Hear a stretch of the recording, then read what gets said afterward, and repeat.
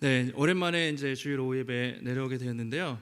저희가 연초에 여호수아를 딱 묵상하면서 새해를 시작할 때 우리가 되게 좋은 본문으로 함께 묵상할 수 있어서 잘 됐다 이런 생각을 했습니다. 여호수아서는 이스라엘 백성들이 광야 생활 40년 생활을 마치고 가나안 땅으로 들어가기 바로 직전에 쓰여진 성경입니다. 그러니까 한마디로 옛 시대가 끝나고 이제 새 시대가 도래하는 그런 상황에서 쓰여진 것이죠. 목사님께서도 오늘 1장 말씀을 전해주셨는데 이제 가장 큰 주제 한마디로 말씀을 드리면 이제 하나님이 이미 약속하신 땅 가나안을 어떻게 믿음으로 쟁취하느냐 얻느냐 이것이 여호수아의 가장 중요한 주제입니다. 그 뒤에 읽다 보면 되게 기쁨과 승리의 사건들이 많이 있는데요. 근데 처음에 여호수아의 시작은 좀 어둡게 시작이 됩니다. 1장 1절에 보면 이렇게 시작을 하죠. 여호와의 종 모세가 죽은 후에 이렇게 시작하고 있습니다. 여호와의 종 모세가 죽은 후에 그동안 이스라엘 백성들을 이끌었던 위대한 지도자가 죽고 이제 혼란에 빠질 수 있고 좀 리더십의 부재가 생길 수 있는 상황입니다. 여호수아의 가장 큰 걱정은 뭐냐면 이제 그 안에 있는 두려움인데 두 가지가 들었을 것 같아요. 하나는 리더십에 대한 두려움, 하나는 사명을 감당해야 되는 두려움. 자, 첫 번째 리더십에 관한 것입니다. 모세가 너무 잘했잖아요. 너무 탁월한 지도자로서 백성을 이끌었기 때문에 내가 모세만큼 잘할 수 있을까? 백성들이 나를 잘 따라올까? 이 리더십에 대한 두려움이 여호수아에게 있었을 것 같아요. 또 한 가지는 사명에 대한 두려움. 사명을 완수해야 되는데 내가 리더가 됐는데 그 약속의 땅 가나안에 과연 들어갈 수 있을까? 하나님이 약속을 주셨지만 여러분 눈앞에 있는 여리고성, 요단강 만만치가 않습니다. 아주 견고하기 때문에 반면에 이스라엘 백성들은 전쟁을 안 해본 오합지졸들이거든요. 어떻게 이 백성을 이끌고 가나안 땅을 정복할 수 있을까? 그런 사명에 대한 두려움, 이것이 여호수아에게 있었던 것 같습니다. 그러니까 밤잠을 설치면서 이 리더십과 이 사명에 대한 두려움을 가지고 어떻게 할 수 있을까 참 많이 고민을 했을 것 같습니다. 그 1장에서 가장 많이 나오는 단어가 이거죠. 두려움에 빠져있는 여호수아에게 하나님이 찾아오셔서 뭐죠? 강하고 담대하라. 끊임없이 강하고 담대하라. 두려워하지 말라. 놀라지 말라. 내가 너와 함께 할 것이다. 그 약속의 메시지를 계속해서 하나님이 주는 것이 1장의 내용입니다. 자, 오늘 2장 말씀을 우리가 볼 텐데요. 이제 하나님의 말씀을 듣고 용기를 내서 이제 요단강을 건너서 정탐꾼을 보내게 됩니다.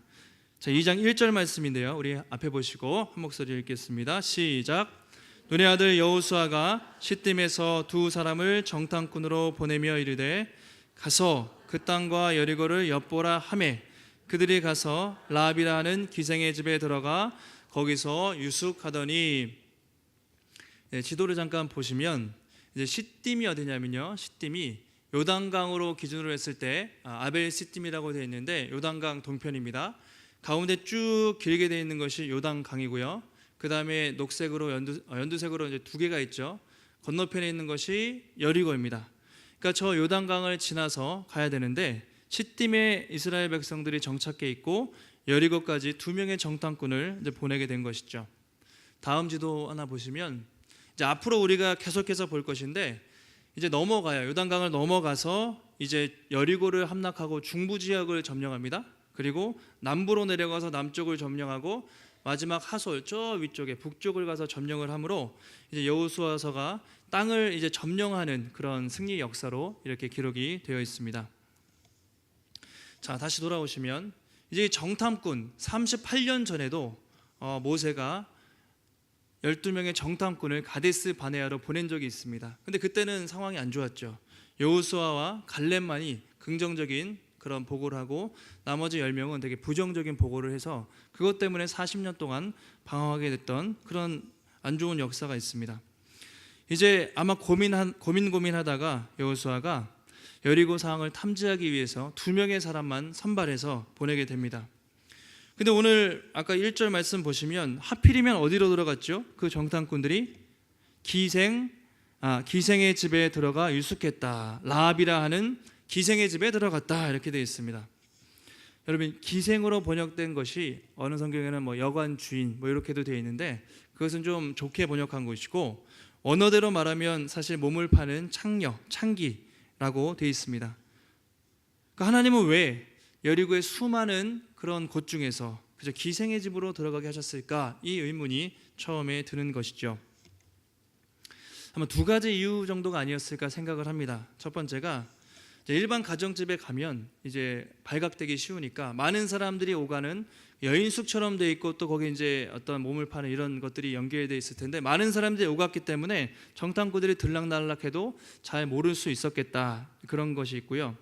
또 한 가지, 이제 많은 사람들이 오가다 보면 그 지역에 이제 첩보 있죠, 최신 정보, 이런 저런 내용들, 이스라엘 사람들이 왔다더라, 지금 나라의 분위기가 어떠다더라, 이런 여론, 이런 것들이 좀 많이 있지 않았을까 생각이 됩니다. 요즘 같으면은 이제 어디 가면 정보가 많습니까? 미용실 가면 아줌마들이 파마를 하면서 이렇게 미용실 아저씨, 아줌마들이 그 동네에 대한 이야기를 되게 많이 알아요. 옛날에는 부동산 가면 이렇게 많이 알았는데 각 어느 지역만 가면 소문이 돌고 도는 곳 있잖아요. 그래서 이제 이런 이유 때문에 이스라엘 사람들이 두 명의 정탐꾼이 기생 라합의 집으로 들어간 것 같습니다. 근데 이제 문제가 생긴 것이죠. 발각이 됐습니다. 들통이 났어요. 여리고 왕이 신속하게 사람들을 보내서 라합의 집으로 사람을 보내서 정탐꾼을 잡으라고 명령을 합니다. 이제 아주 긴박한 순간이죠. 여기서 이제 라합의 선택이 중요한데, 라합이 만약에 정탐꾼을 넘겨주면 그들은 그냥 바로 죽죠. 도관에 든 쥐처럼 바로 죽을 수밖에 없습니다. 그러면 이 여리고 정복은 처음부터 큰 차질을 빚게 되는 것이죠. 이 위기 상황에 라합이 아주 놀라운 행동을 하는 것이죠. 어떻게 하죠? 정탐꾼들을 3대 지붕 위에 이렇게 딱 숨겨두고 이제 그 왕의 신하들에게 이렇게 얘기해요. 근데 정탐꾼들이 왔다 갔습니다. 그런데 어디로 갔는지 잘 모르겠는데요, 성 밖으로 나간 것 같습니다. 빨리 가서 찾아보세요 라고 그렇게 라합이 대답을 하고요. 이제 사람들이 그 말을 믿고 요단까지 막 뒤쫓았는데 못 찾았다, 이제 그렇게 말하고 있습니다. 라합의 지혜와 어떤 기지로 그 정탐꾼들이 위기를 넘기게 되는 것이죠. 근데 라합이 왜 이런 행동을 했을까? 왜 이런 결정을 했을까? 이것이 오늘 중요한 내용입니다. 이제 이후에 정탐꾼하고 대화를 하는데요, 그 이야기를 통해서 알 수가 있습니다. 자, 2장 9절 보시면 우리 한번 보시고 한 목소리로 읽겠습니다. 시작.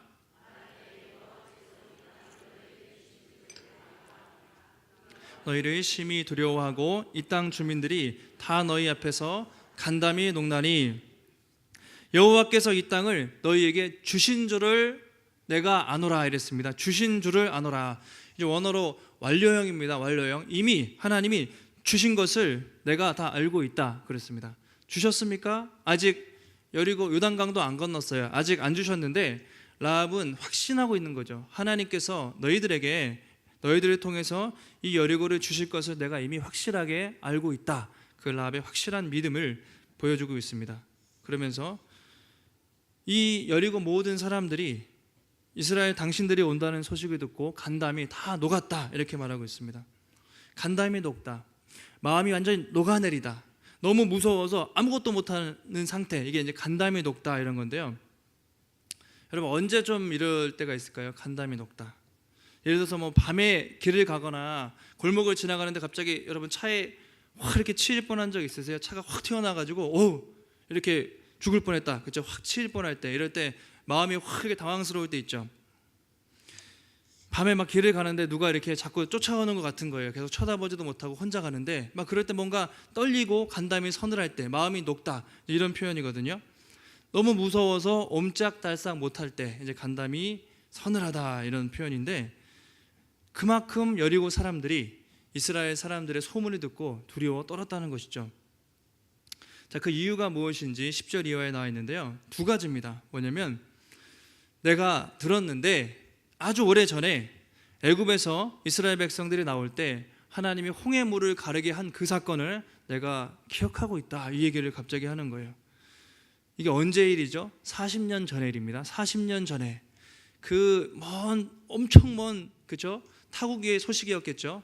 내가 들었는데 40년 전에 당신의 하나님이 그 바로를 죽이고 바로를 이기고 또 홍해를 갈라서 출애굽한 그 사건을 내가 들었다. 그리고 최근에 아모리 왕 바산 아모리 왕 옥과 또 시혼 이 왕을 다 진멸한 것을 내가 들었다.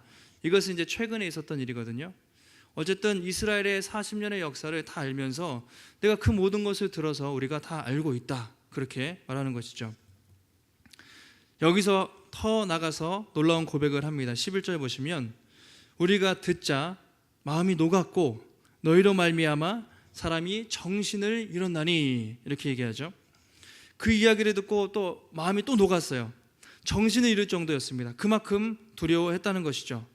홍해를 가르친 하나님의 이야기를 듣고 또 이방인들 그 아모리 족속 왕을 아주 전멸한 이야기를 듣고 어찌나 무서웠던지 우리 여리고 사람들의 마음이 다 녹았다 이렇게 표현하고 있습니다. 아까 9절에서 이런 표현이 있죠. 너희를 심히 두려워하고 또 간담이 녹았다 이런 표현이 있고 또 11절에 마음이 다 녹았다 정신을 잃을 정도였다 이런 표현들을 이제 라합이 했을 때 정탐꾼들이 이 말을 듣고 얼마나 확신이 들었겠습니까? 아, 하나님이 우리와 함께 하시는구나. 하나님이 우리에게 이 땅을 넘기시겠구나. 그것을 정탐꾼들은 확신하게 됐을 것 같아요. 그러면서 이스라엘 백성들의 사기가 올라가는 것이죠. 뒤에 보면 나중에 정탐꾼들이 도망가서 여호수아에게 그대로 보고해요. 갔는데 간담이 높고 완전히 쫄아 있습니다. 우리가 이길 수 있을 것 같습니다. 그렇게 이제 보고를 하게 됩니다. 근데 여기서 이야기가 끝나면 이제 라합이 이렇게 믿음의 여인으로 기록될 수가 없었을 거예요. 가장 중요한 고백이 바로 그 다음에 11절 하반절 이 고백이죠. 이게 가장 중요한 고백입니다. 우리 한번 앞에 보시고 읽겠습니다. 시작. 너희의 하나님 여호와는 위로는 하늘에서도 아래로는 땅에서도 하나님이시니라. 너희의 하나님 여호와는 위로는 하늘에서도 아래로는 땅에서도 하나님이시니라.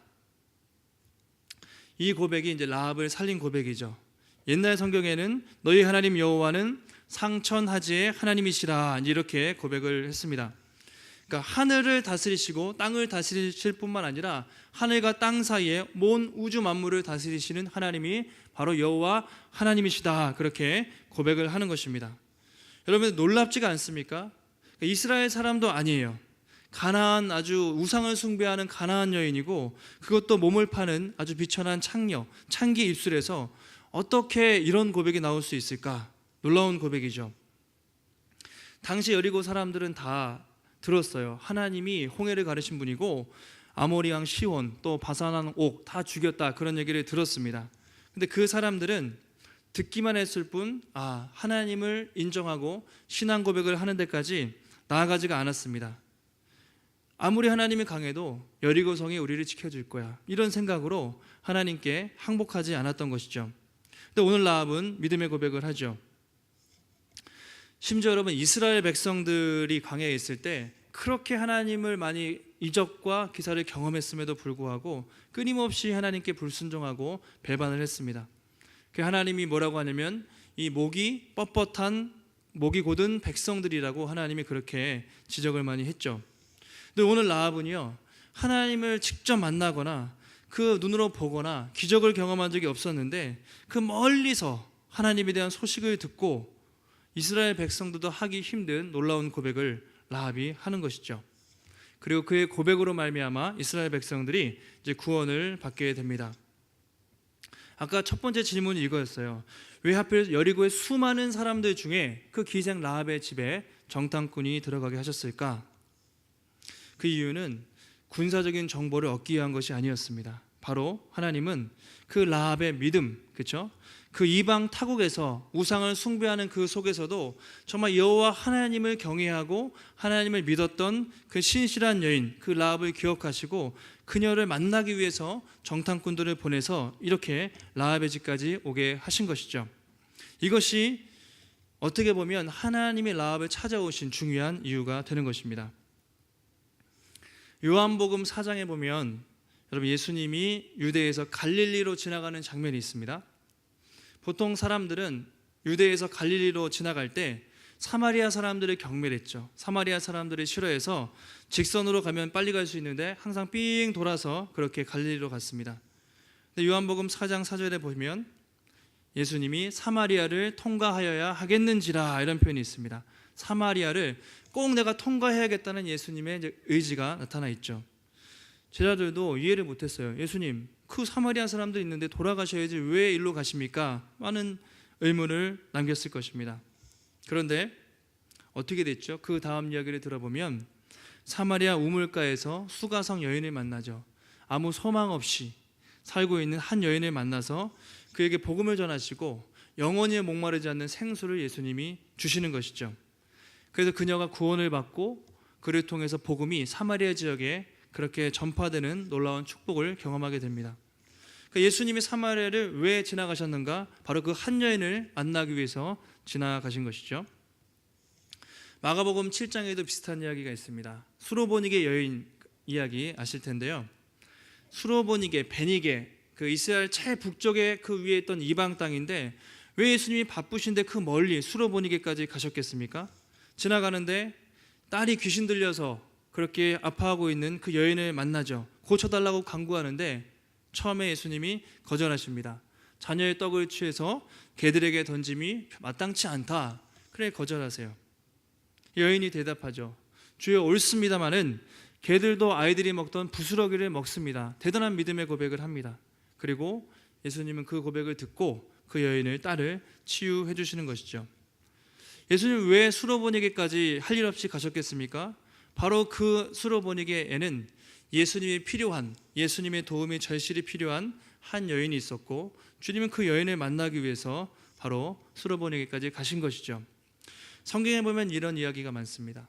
삭개오도 마찬가지고 여리고에서 돈은 많았지만 사람들에게 멸시천대받던 삭개오, 예수님이 지나갈 수 있었는데 오늘 내가 너희 집에 유하겠다. 삭개오를 만나고 그가 완전히 새로운 삶을 살게 되는 것을 보게 되는 것이죠. 이것이 하나님이 우리를 찾아오는 또 하나님 일하시는 방식입니다.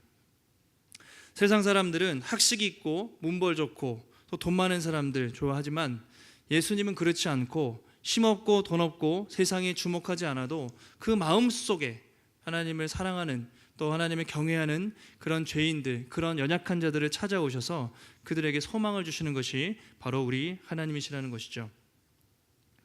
여호수아를 재미있는 전쟁 이야기로 볼 수도 있습니다. 그런데 오늘 말씀을 보면 하나님은 그 전쟁의 한 복판에서도 그 잃어버린 영혼, 그렇죠? 한 영혼에 대한 관심을 갖고 계신 것이죠. 수많은 사람 중에 하나님을 경외했던 그 여인, 보석처럼 빛나는 그 여인에게 찾아오셔서 그를 구원하시고 또 그를 통해서 하나님의 놀라운 구원의 역사를 쓰는 것을 우리가 알 수 있습니다. 여러분, 우리 인생도 마찬가지 아니겠습니까? 우리가 예수님을 만나기 전에는 다 라합처럼, 사마리아 여인처럼, 삭개오처럼 내가 잘난 줄 알고 그리고 하나님을 모르고 세상 속에서 그렇게 죄 가운데 우리 모두가 살았습니다. 근데 어떻습니까? 하나님이 우리가 그렇게 별로 뛰어난 것도 없어요. 잘난 것도 없고 지극히 평범한데 우리 같은 사람들에게 찾아오셔서 우리에게 생명을 주시고 하나님의 자녀로 삼아주신 것이 하나님의 놀라운 은혜라는 것이죠. 바울이 고린도 성도들에게 이렇게 말하잖아요. 여러분들이 구원받은 것은 여러분들이 전혀 잘나서 그런 것이 아니다. 혈통으로나 신분으로나 문벌로는 저 밖의 사람들보다 구원받을 이유가 하나도 없습니다. 근데 왜 구원하셨냐? 미련한 것들을 택하사 지혜 있는 것들을 부끄럽게 하시고 약한 것들을 택하사 세상의 강한 것들을 부끄럽게 하시는 것이 하나님의 방법이기 때문에 택했다고 그렇게 말하고 있습니다. 거기서 결론이 뭐냐면 아무 육체도 결국 하나님 앞에서 자랑할 것이 없다. 자랑하는 자는 오직 주 안에서 자랑하십시오. 이것이 바울이 고린도 성도들에게 하는 말이죠. 여러분, 정말 우리가 자랑할 것이 있다면 이거밖에 없습니다. 나 같은 죄인을 찾아오셔서 나를 구원하시고 생명을 주신 하나님, 그 하나님을 자랑해야 하는 것이죠. 여러분, 올 한 해도 예수님의 십자가와 하나님만 자랑하시고 또 우리를 통해서 내 가족과 이웃들이 구원을 받는 놀라운 축복의 통로가 되시기를 주님의 이름으로 축원합니다. 자, 이 다음에 이제 신앙 고백한 이후에 또 한 가지 사건이 있는데 라합이 용기를 내서 정탐꾼에게 이제 말을 합니다. 거래를 하는 것이죠. 어떻게 요청을 합니까? 12절과 우리 13절 한번 읽어보겠습니다. 시작. 너희도 내 아버지의 집을 선대하도록 여호와로 내게 맹세하고 내게 증표를 내라. 그리고 나의 부모와 나의 남녀 형제와 그들에게 속한 모든 사람을 우리 목숨을 죽음에서 건져내라. 그러니까 내가 목숨을 걸고 선대하였은즉, 헤세드라는 말인데요, 너희들을 정탐꾼들을 선대한 것처럼 여리고성을 칠 때 나를 기억했다가 나와 내 가족들 선대 헤세드를 베풀어서 꼭 구원해 달라, 그렇게 요구를 합니다. 정탐꾼들이 알겠다, 이 일을 누설하지 않으면 반드시 너를 구원해 주겠다고 약속을 합니다. 그리고 창문에서 성문이 닫혔기 때문에 줄을 내려서 도망가게 해줘요. 그리고 약속의 징표로 붉은 줄을 달게 하고 나중에 여리고가 함락될 때 그 붉은 줄이 구원의 징표가 됩니다. 여기서 배울 수 있는 또 중요한 교훈, 두 번째 교훈은 뭐냐면 라합이 행동하는 믿음을 가졌다는 것이죠. 우리 한번 따라해 보실까요? 행동하는 믿음. 네, 라합은요, 하나님에 대해 입술로 고백하는 것으로 그치지 않고 구체적으로 믿음으로 행동했다는 것입니다. 정탐꾼이 왔을 때 둘 중에 하나를 선택해야 됐습니다. 선택을 해야 돼요. 목숨을 걸고 내가 태어난 여리고 내 조국을 택할 것인가, 아니면 저 이스라엘의 여호와 하나님을 택할 것인가. 내 목숨을 지키고 정탐꾼들을 그냥 포기할 것인가, 아니 내 목숨을 걸고 이 정탐꾼을 지킬 것인가. 그가 신앙으로 고백했지만 또 믿음으로 행동하고 선택을 해야 했습니다. 근데 이 중요한 인생의 기로에서 담대하게 자기가 고백한 것처럼 하나님의 편에 선택해서 믿음으로 행동을 한 것이죠. 그러니까 에스더가 고백한 것처럼 죽으면 죽으리라, 내가 죽더라도 나는 하나님을 택하겠다, 이스라엘을 택하겠다, 이 고백을 행동으로 라합이 보여준 것이죠. 신약 성경에 보면 라합에 대한 두 가지 구절이 있는데 이 라합의 믿음에 대해서 이렇게 평가를 합니다. 히브리서 11장 31절에 보면 믿음으로 기생 라합은 정탐꾼을 평안히 영접하였으므로 순종하지 아니한 자와 함께 멸망하지 아니하였다, 이렇게 말하고 있습니다. 정탐꾼을 영접한 것을 아주 큰 믿음의 행동으로 그렇게 히브리서 기자가 말하고 있습니다. 여러분, 히브리서가 얼마나 위대한 믿음장입니까? 그런데 이 라합의 행동을 아주 높여주면서 정탐꾼을 영접한 것을 아주 큰 믿음의 행동으로 기억하고 있는 것이죠. 그러니까 만약에 그가 믿었는데 순종하지 않았어요. 그러면 그도 같이 멸망할 수 있었다는 것이죠. 그런데 그가 믿은 대로 순종을 했기 때문에 그 순종으로 멸망당하지 않았다. 그 믿음, 순종하는 믿음, 행동하는 믿음을 칭찬하고 있습니다. 야고보 기자도 라합에 대해서 이렇게 말하고 있습니다. 야고보서 2장 25절 보시면 한번 읽어보실까요? 25장입니다. 시작. 또 이와 같이 기생 라합이 사자들을 접대하여 다른 길로 나가게 할 때에 행함으로 의롭다 하심을 받은 것이 아니냐. 그렇죠? 기생 라합이 정탐꾼들을 접대해서 다른 길로 나가게 할 때 어떻게 해요?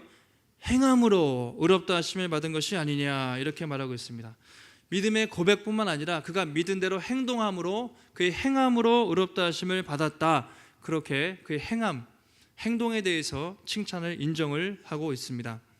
만약에 라합이요, 나는 하나님의 살아계신 분이라고 믿습니다, 나는 하나님이 가나안 땅을 주셨다고 믿습니다, 근데 나는 목숨을 걸고 당신들을 지켜줄 수가 없습니다, 살든지 죽든지 알아서 하세요 라고 라합이 행동을 했으면 그녀가 아까 고백했던 신앙의 고백, 그 믿음은 반쪽짜리 믿음이라는 것이죠. 야고보서에 따르면 죽은 믿음이 된다는 것입니다. 아마 믿음의 반열에 올라갈 수 없었을 것이고 의롭다함을 받지 못했다고 말하고 있습니다. 그러나 그녀는 목숨을 걸고 믿었고 믿은 대로 행동했기 때문에 그의 믿음이 살아있는 믿음이 되었고 하나님이 그 믿음을 인정하셨다, 그렇게 말하고 있습니다. 나중에 라합에 대한 이야기가 여호수아에 나오는데 신약 성경에 한 번 더 나오는데 아주 놀라운 장면이 있습니다. 마태복음에 보면 이 라합에 대한 기록이 예수님의 족보에 갑자기 나오는 것이죠. 살몬은 라합에게서 보아스를 낳고 보아스는 루색에서 오벳을 낳고 오벳은 이새를 낳고 이새는 다윗 왕을 낳으니라. 이게 그 유명한 마태복음의 예수님의 족보죠. 자, 살몬은 라합에게서 보아스를 낳습니다. 이 창기였던, 몸을 파는 여자였던 이 라합이 나중에 유대인 남자, 유다 지파 사람 살몬을 만나서 결혼합니다. 가정을 이루고 그가 보아스를 낳죠. 그리고 결국 다윗의 고조 할머니가 됩니다. 이 라합이. 그리고 결국에는 그 다윗의 후손을 통해 예수 그리스도가 나오시는 것이죠. 이 멸시 천대받던 그 가나안 여인이고 그리고 몸을 팔던 그 창기 그 여인이 다윗의 조상이 되고 예수 그리스도의 족보에 오르는 놀라운 말도 안 되는 일이 일어나는 것이죠. 이처럼 하나님은 그 작은 신앙 고백을 기억하시고 미천한 자를 구원하시고 그렇게 연약한 자를 통해서 메시아의 족보에 오르게 하는 놀라운 일을 하나님이 하는 것입니다. 여러분, 새해를 시작할 때 우리 마음속에 항상 두 가지 마음이 있습니다. 새해가 어떻게 펼쳐질까 되게 기대하는 마음도 있고요. 올해 참 이런 것들을 생각할 때 마음의 두려운 마음도 동시에 있습니다. 저도 오갱교회에서 이제 꽤 적지 않게 시간을 사역을 했는데 이제 올해는 새로운 도전을 이제 저도 하게 됩니다. 개척을 준비하면서 한편으로는 하나님이 일하실 것에 대한 기대감도 있고 하나님이 일하실 거야. 또 한편으로는 과연 잘 될까? 어떻게 될까? 어떻게 해야 될까? 이런 두려운 마음도 동시에 있습니다. 근데 오늘 말씀을 묵상하면서 라합의 믿음을 보면서 큰 힘을 얻게 돼요. 하나님께서 다 예비하셨다. 나는 믿음으로만 순종하고 나아가면 하나님이 주실 것이다. 그런 믿음이 이제 저에게 생기는 것이죠. 혹시 여러분 새해를 맞아서 시작할 때 두려움이 있습니까? 바울이 디모데에게 이렇게 말했습니다. 디모데후서 1장 7절 우리 마지막으로 읽어보겠습니다. 시작. 하나님이 우리에게 주신 것은 두려워하는 마음이 아니요 오직 능력과 사랑과 절제하는 마음이니. 디모데도 마찬가지로 바울이 죽고 내가 이제 초대교회를 책임져야 된다는 그 두려움이 되게 많았거든요. 나이가 어렸습니다. 그래서 바울이 그 두려움에 떨고 있는 디모데에게 이렇게 말해요. 디모데야, 하나님이 주신 것은 두려워하는 마음이 아니야. 능력과 사랑과 그 절제하는 마음이다. 능력을 주신다. 그렇게 말하고 있죠. 만약에 우리 마음속에 알 수 없는 미래에 대한 두려움이 있다면 그것은 절대로 하나님이 주신 마음이 아니라는 것이죠. 하나님으로부터는 두려움이 나올 수가 없습니다.